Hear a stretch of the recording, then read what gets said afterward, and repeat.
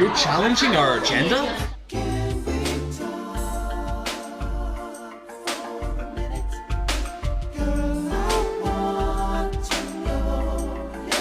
Something I've seen in many other places on my adventures, in fact, is a guise, a cloak of good-naturedness, of goodwill. Maybe wanting to clothe yourself with the language that you want peace, love, happiness, and tolerance for everyone, when in fact it's a cover. So obviously, I shouldn't have the need to say this, but there's going to be genuine people in every field, good or bad, and there's going to be fraudsters in a lot. I would say far more fraudsters. But let's say it like this. What I want to say is, I went there to speak to some of them with some people in Speaker's Corner one time, and I presumed that this would happen. But I see what would happen. I went in and I tried to engage with a group of people. There were two males. I'm not going to use men, and two women, right? And 2 males and 2 females. Whatever. So what happened is I went in there with another guy and we were going to talk to them. I wanted to suggest some ideas about what the... There were only 3 people there. Sorry, carry on. Huh? And there were only 3 people in total. No, 4. Okay. 2 males, 2 females. Right. Just a joke there, William, about non-binary gender. Oh, well, I already assumed their gender, so I mean, okay. I'm sent to the gulag already, so might as well enjoy this. Anyway. Okay. So, whatever. What I'm trying to say to you is I went to talk to them, and I'm very skeptical of the idea that it's a entirely man-made agenda. I'm skeptical of that. I'm pretty sure that the sun is the biggest driver of temperature on the earth, and I'm pretty sure that we're doing a lot of things to harm the earth. So, but the carbon dioxide thing I'm not so convinced of. But I don't know enough really to engage further with that conversation. But I went in to talk to them about it, and we talked. They were really friendly and open at the beginning. Hippie style, if you understand me. Like super hippie style. I was like, that's fine. And then I said to them, I was like, well, you know, what about this? Body language instantly changed. Arms crossed. Like this, went up, step back. Like, you're challenging our agenda? Like, didn't say that, obviously, but I went in the most calm way that I could. You understand me? And it was instant. Maybe, I don't know, fuck doing it better. They should be more resilient. Instead of trying to engage with my idea that might contradict their entire life, who knows, so why they're at this protest movement. But arms folded, eyebrows down, grouped together. What? How? Really? Like, not engaging with my point, putting on a shield. So their openness, their tolerance to new ideas and peace, love and happiness was out the fucking window. That's what I'm talking about. I'm calling it disingenuous. I'm calling it being a hypocrite. If you want to invoke the ideas of truly being tolerant and open, be tolerant and open. Don't cloak yourself in a guise of being some peace-loving, virtue signaling. I will remove the expletive that I was about to say. You see, that's You the understand thing. me? Exactly. You seen that? Yeah. Right. Absolutely. You see, the people who act the most tolerant and the most friendly and the most nicey and goody-two-shoes actually aren't tolerant. All right. at all. Yeah. I agree. That's why I never trust people who are way too nice. Right. You know, you shouldn't be nice to absolutely everybody. You shouldn't be nice on everything and, you know, always be goody two-shoes and all that stuff. That kind of defeats the purpose of character. If you're always the same, exactly the same character, you have no character. Friend to all is a friend to a none. friend to all, exactly. But can you, but can you be respectful to everyone? No, of course, yes. Of course. Etiquette. You can be in.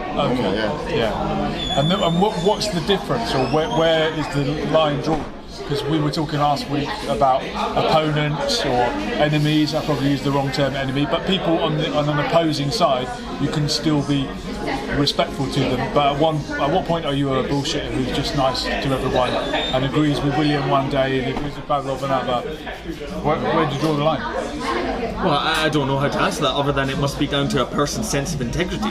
Because we've all met people that are how to say it, there's a good term for it, we're two-faced, I suppose, that's cliched, but somebody that's willing to bend the rules and bend what they think around certain people. We talked about this recently, about somebody who's actively willing to manipulate the people around them and will change depending on his environment there.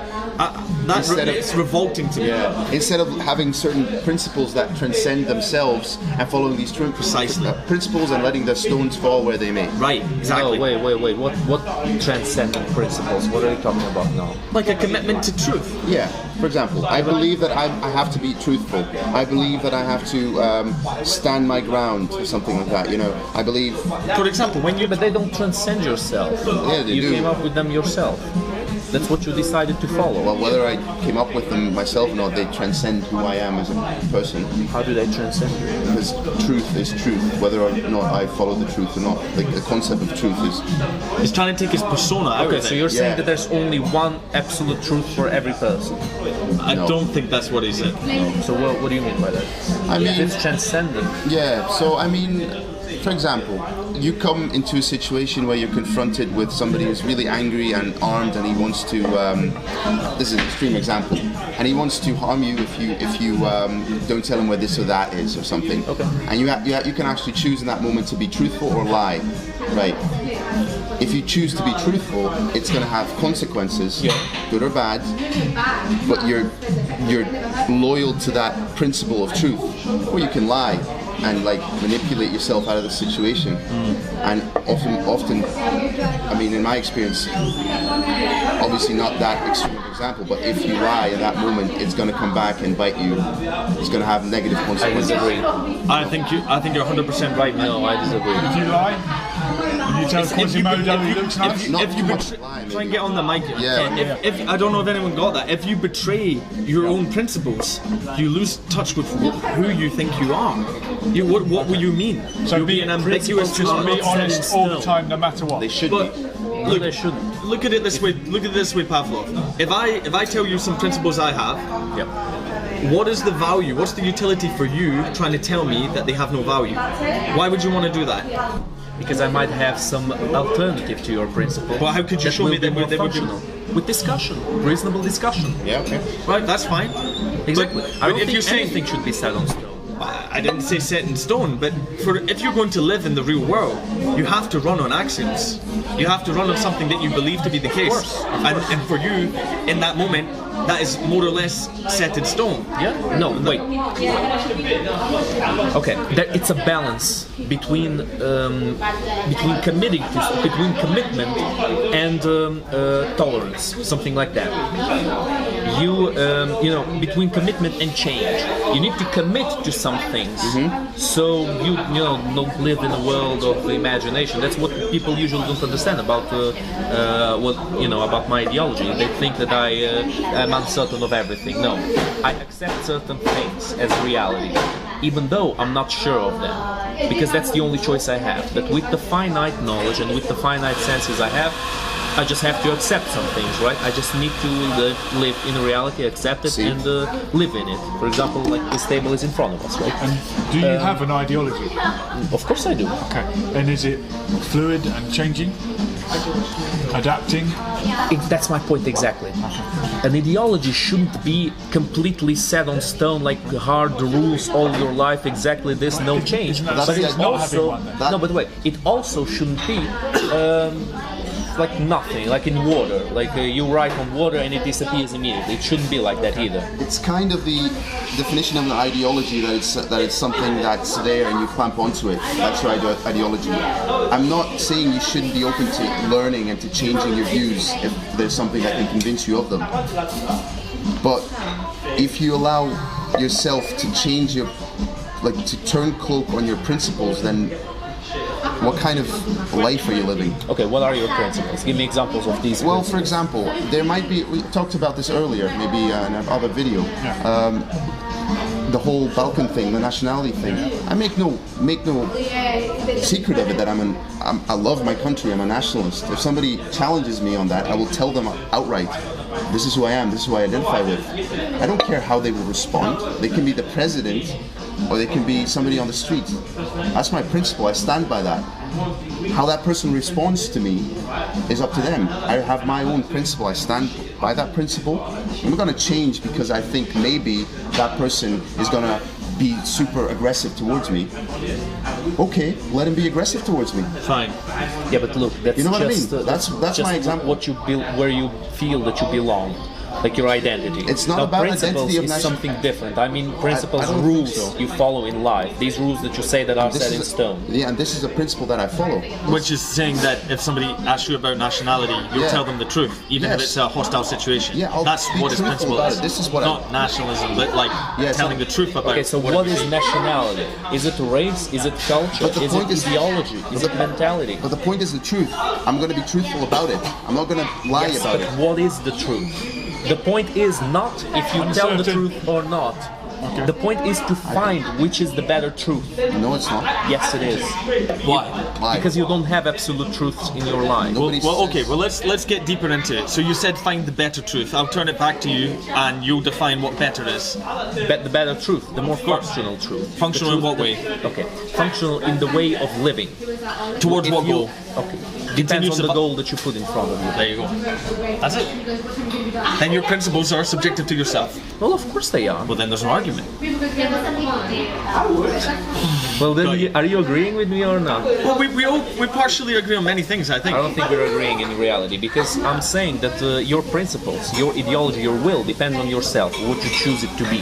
Now, it's incompatible for it to be dependent on yourself, the fickle human nature, and to be set on stone. Those two ideas are incompatible.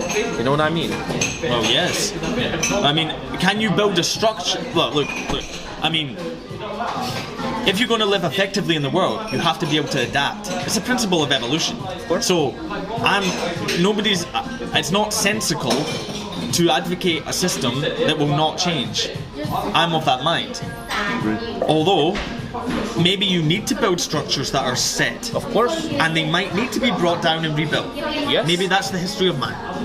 So that's where I'm at, you know? So that's where I'm at. Right. But if you're going to What live, I'm saying you have to is- have your principles. No, but look, they shouldn't be. What I'm saying is, what I'm advocating for is balance. Balance between standing on stone and riding on water. Let's use those metaphors.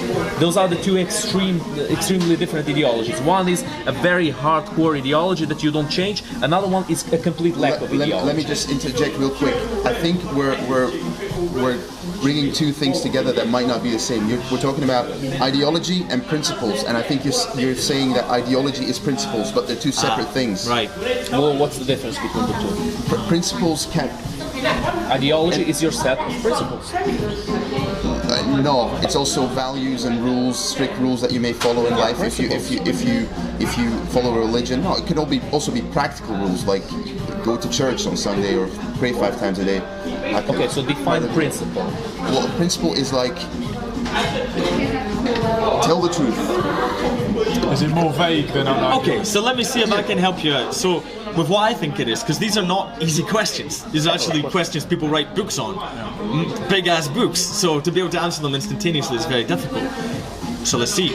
A principle could be something that you value more than anything else. Can you call it that? If you want to build a structure of principles, you have to think about what you value in the world, and then you build from there.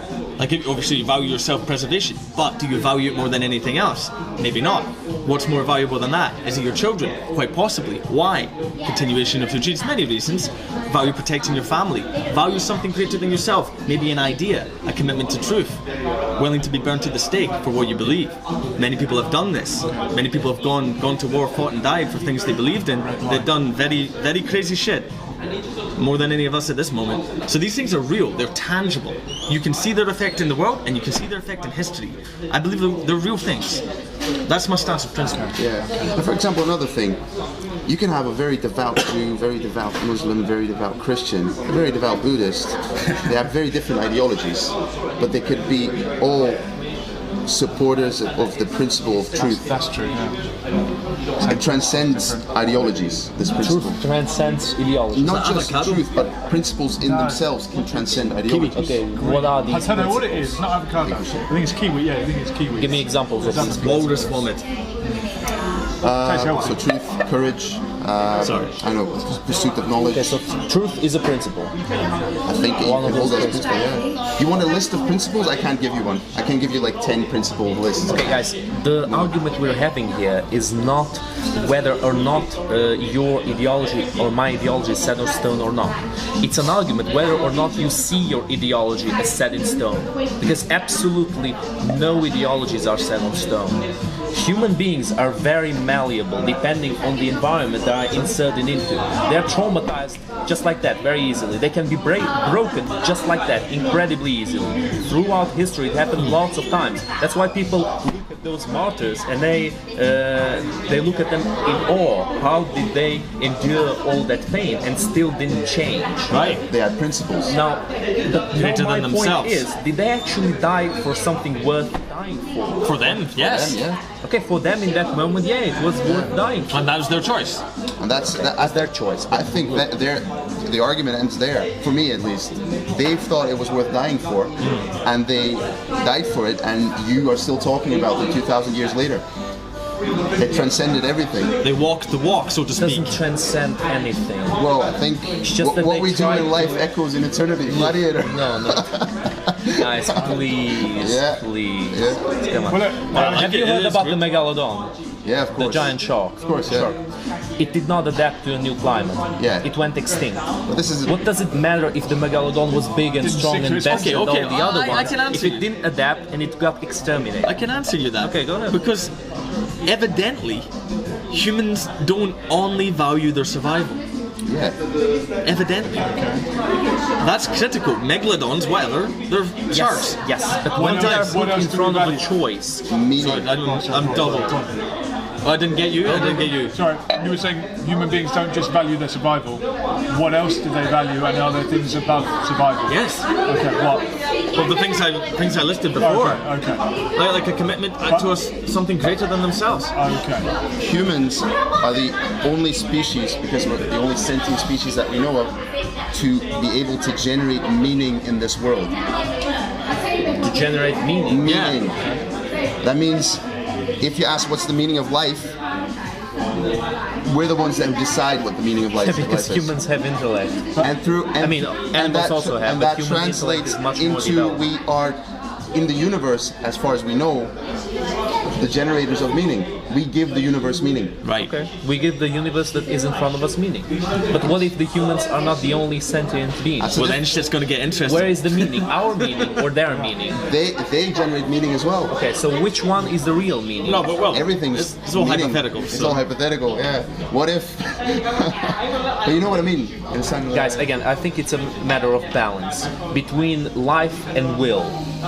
Those people decided to die for their will, for their faith. They willed to die for their faith, and they died for their faith. So they accomplished their will, but they did not accomplish life.